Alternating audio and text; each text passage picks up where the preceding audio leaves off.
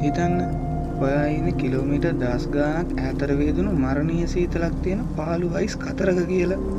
වටේටම පේන්නේ සුදු පාට හිම විතරයි.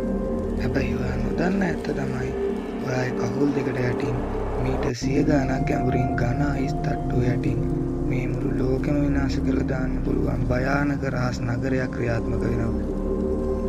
1960 දශකයේ ඇමරිකන් හමුදා ලෝකෙට රහසින් ග්‍රීන්ලන්තේ අයිස් තට්ටු යට ලොකු නගරයක් හැදුවා. ඒ නගරය ඇතුලේ තිබුණු පර්යේෂණාගාර නෙවෙයි. ලෝකෙම අලුදූවිලි කරන්න පුළුවන් න්‍යෂ්ටික මිසයිල් 600ක්. අද අපි හෙළි කරන්නේ දශක ගණනාවක් අයිස් යට වැළලීලා තිබ්බ ප්‍රොජෙක්ට් අයිස් වෝම් සහ කැම්ප් සෙන්චරි පිටුපස ඇති භයානක සත්‍යය. 1959 අවුරුද්ද මුළු ලෝකෙම ඇමරිකාවයි රුසියාවයි අතර ඇති වුණු සීතල යුද්ධයට බය වෙලා හිටපු කාලයක්. මේ කාලෙදී ඇමරිකන් හමුදා ග්‍රීන්ලන්තේ අතිශය දුෂ්කර පැත්තක ඉදිකිරීම පටන් ගන්නවා. එයා ලෝකෙට කිව්වේ මේක කැම්ප් සෙන්චරි කියලා හඳුන්වන විද්‍යාත්මක පරීක්ෂණ මධ්‍යස්ථානයක් කියලා.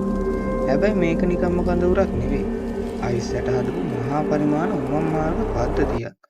මේ උමං ඇතුලේ රෝහල්, සිනමා ශාලා, පල්ලි වගේම මිනිස්සු 200කට වඩා වැඩි පිරිසකට ජීවත් වෙන්න පුළුවන් නගරයක්ම නිර්මාණය වුණා. ටිකක් හිතන්න මේ හැමදේම තිබුණු අයිස් ඇතුලේ. දැන් තමයි මේ කතාවේ භයානකම පැත්ත තියෙන්නේ. මේ මුළු නගරෙටම බලසැපයුම් ලබා දුන්නේ ලෝකේ ප්‍රථම ජංගම න්‍යෂ්ටික ප්‍රතික්‍රියාකාරකෙක්. ඒ වගේම මේ උමං මාර්ග පද්ධතිය කිලෝමීටර් 4000ක් දක්වා විහිදුවන්න ඇමරිකාව සැලසුම් කළා. එයයි එයාලගේ ඇත්තම අරමුණ උනේ මේ උමං දිගේ ගමන් කරලා න්‍යෂ්ටික මිසයිල් 600ක් රහසින් අයිස් යට හංගන්න. රුසියාවට හිතා ගන්නවත් බැරි විදියට අයිස් යටින් පහර දෙන්න තමයි එයාලා මේ ප්‍රොජෙක්ට් එක සැලසුම් කළේ. ඒත් සබාදහම ඇමරිකාවේ මේ භයානක සැලැස්මට ඉඩ දුන්නේ නැහැ. ඉදිකිරීම පටන් අරගෙන අවුරුදු කිහිපයක් යද්දිම පර්යේෂකයන්ට තේරුණා මේ අයිස් තට්ටුව එයාලා හිතුවට වඩා වේගෙන් චලනය වෙනවා කියලා. අයිස් චලනය වීම නිසා උමං මාර්ග ඇඹරෙන්න වගේම කඩා වැටෙන්න පටන් ගත්තා. ඒ නිසා 1967 දී ඇමරිකාව මේ නගරේ සදහටම වහලා දාන්න තීරණය කළා. හැබැයි එයාලා යද්දී කලේ මහා ලොකු අපරාධයක්. එයාලා න්‍යෂ්ටික ප්‍රතික්‍රියාකාරකේ විතරයි අරන් ගිහින් තියෙන්නේ.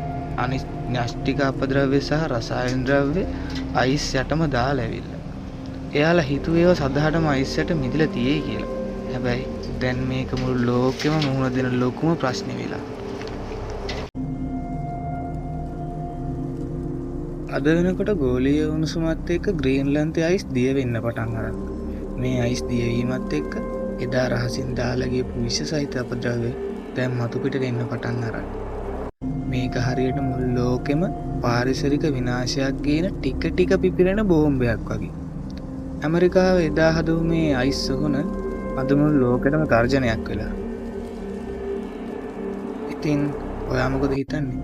බලය වෙනුවෙන් අපේ මේ ලෝකෙම විනාශ කරන මේ වගේ තවත් රහස් ව්‍යාපෘති කොච්චරද? ඔයාගේ අදහස පහලින් කමෙන්ට් කරන්න.